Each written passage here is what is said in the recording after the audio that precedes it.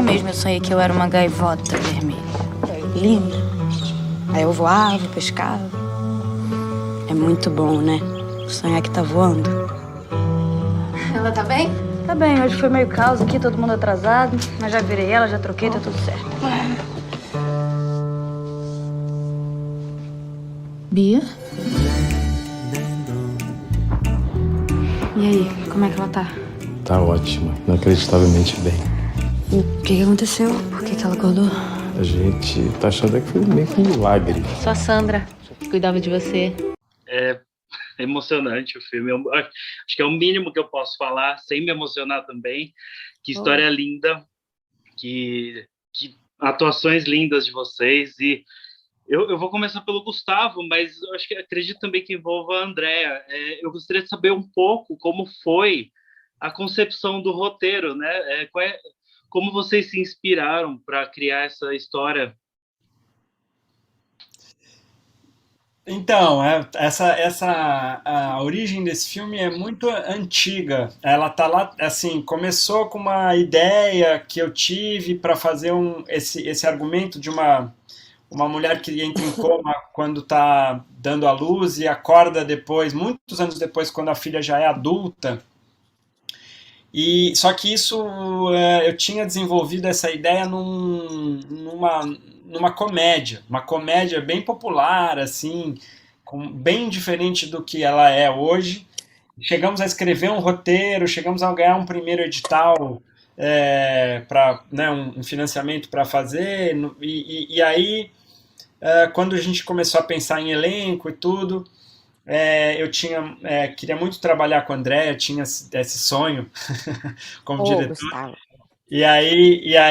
Enfim, eu consegui mandar o roteiro para ela, ela leu, e aí ela me falou, li aqui, legal, vamos conversar? Aí eu fui todo feliz, né, assim, já não tomei um não, achei ótimo, vamos conversar.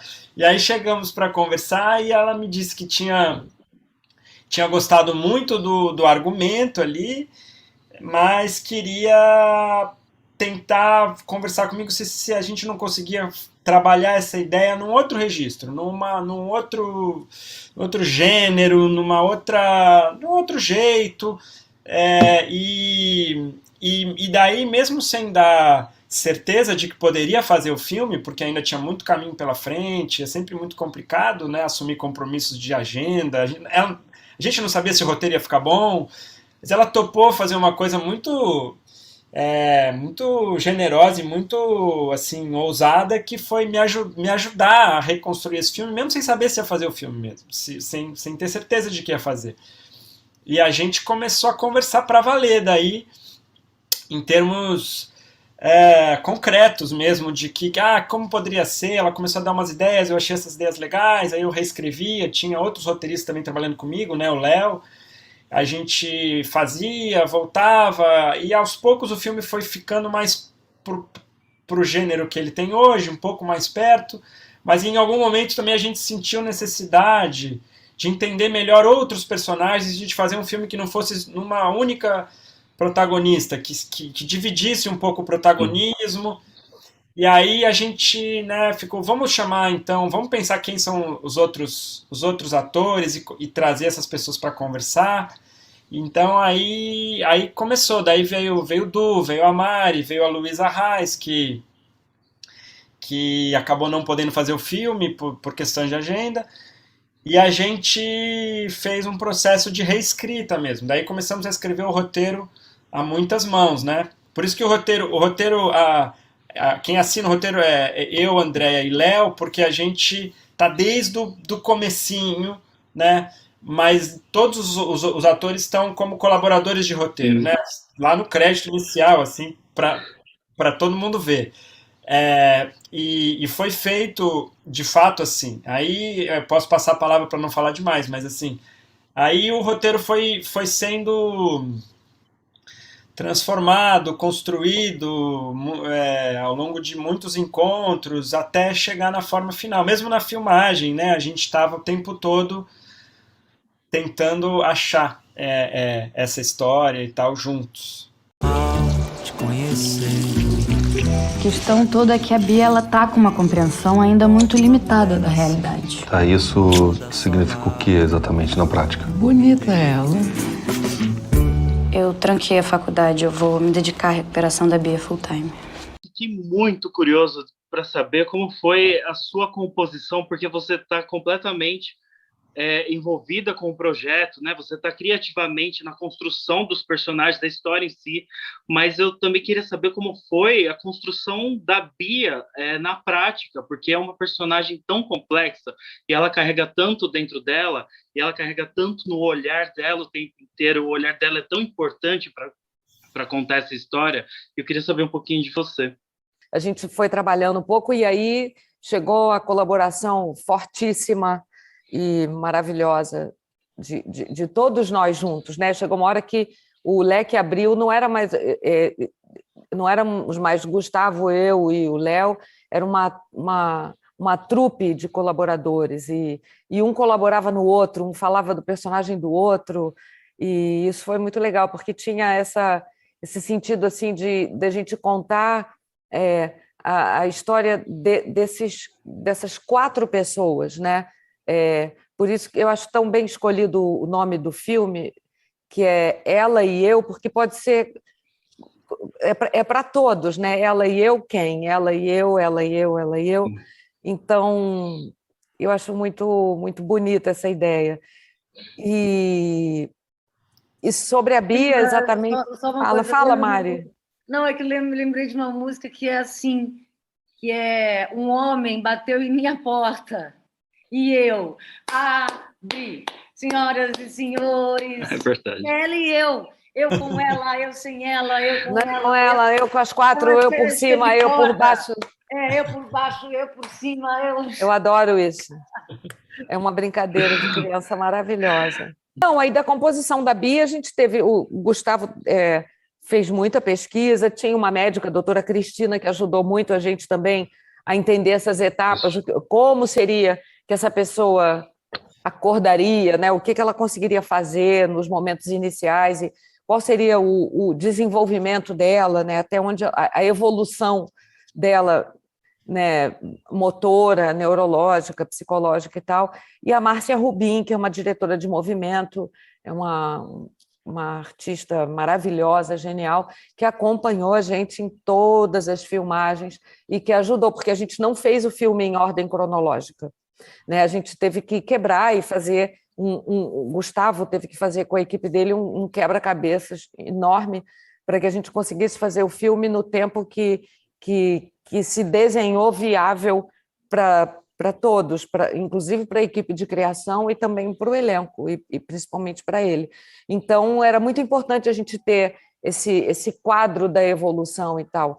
Então, não foi um trabalho solitário, assim, de uma composição minha, foi uma coisa muito em conjunto com a equipe, com todo mundo, foi muito interessante isso. E teve até assim, a médica, a doutora Cristina, ela até mandou uns vídeos, lembra, Gustavo? Claro. Mas não deu para ver muito, não, porque era muito triste ver uma situação assim de falência muito, muito real, concreta, e parecia que eu estava... Era doloroso ficar... Parecia que eu estava exercendo uma coisa meio voyeur, assim, deixa eu ver como é que essa pessoa está sofrendo. Então...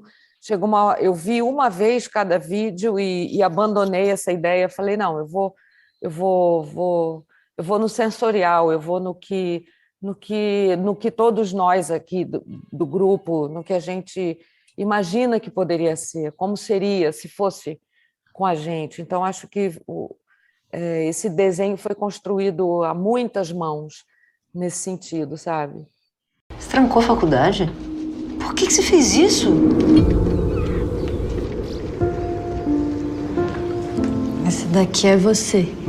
E aí aqui dentro dessa barriga sou eu, Carolina. Ela é neuro, só que ela teve que parar agora pra cuidar da mãe dela. Para cuidar de você? Não, pra cuidar da Bia. Você que tá falando alto, cara. Fala direito comigo. Boa noite. Você, Eduardo, o seu personagem, ele tem essa ligação, é essencial a ligação que ele tem com a Carol, com a Renata, com a Bia, e a gente vê que com cada movimento da Bia, ele se enche de esperança, e quando tudo vem com a notícia maravilhosa que todos vão correndo para casa, a gente vê a felicidade, né, do Carlos, mas depois que tudo vai acontecendo na convivência, a gente vê o excesso de emoção, né, que fica tanto nele quanto na Renata, né? A gente vê essa tensão sendo criada, mas eu queria saber de você como foi a experiência desse personagem com essas três maravilhosas mulheres fazendo parte da vida, né? Não tem como, são personagens fantásticas. São personagens fantásticas, né? São atrizes fantásticas, são mulheres fantásticas. Aí é um luxo, né? É um deleite mesmo. E eu acho que, no final das contas, a gente está voltando no filme agora, né? Eu assisti o filme recentemente no festival que a gente participou, e agora falando e ouvindo, né? E ouvindo também esses tipos de questões igual a tua, agora a gente vai, com o distanciamento, a gente vai pensando um monte de coisa, vai tendo um monte de ficha, vai tendo entendimentos que a gente não tinha, né? E olhares também que não. E a Mari cantou a música agora e me parece, assim, com essa pergunta sua, que o meu personagem, ele é uma espécie de um grave, né? No meio das meninas, né? Dos agudos, né? Da excitabilidade feminina. Ele é um cara que já tem, a gente não mente a idade dele, né? Ele já é um cara da nossa idade, da minha idade, né? Enfim, e um cara que tem um olhar, ele é um cara mais tranquilo já, né? E paciente, paciente no sentido de ter discernimento para um monte de coisa, né? Do que altera, do que não altera, do que é grave, do que não é. E eu acho que a equalização disso é uma espécie de uma banda mesmo, e ele fica, às vezes ele consegue reger, não que ele queira também, porque ele não tem esse perfil, e muitas vezes ele entra no game, né? Ele entra na onda dessa banda.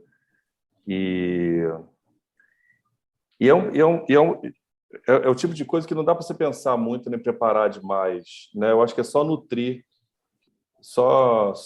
amor, porque esse cara tem uma relação com essa mulher que é deliciosa, né? Uma puta de uma mulher foda, que é a Renata, né?